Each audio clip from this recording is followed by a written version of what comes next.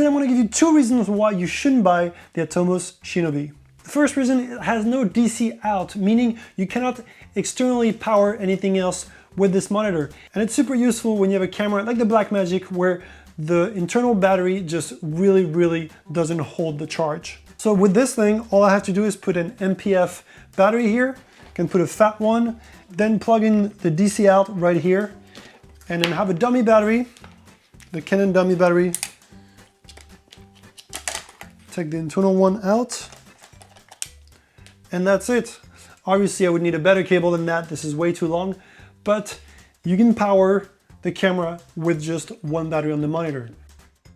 The second reason is there's no HDMI out, and what that does is it let you send out an HDMI signal to, let's say, an external monitor for your client to visualize what you're filming, or if you're on a set and you need an assistant to do focus pulling for you, you need an HDMI out. And eventually you will have to buy a new monitor because you will need the HDMI out. I don't have it on this one, and it's a pain because I've had to not use this one on a set because we really needed an HDMI out. So there are other options out there that are cheap. I really like the Feeldworlds, the F6 or F5. They do have HDMI out, and also they have DC out. You also have the Portkeys, I think it's the M5, I forgot the name for it.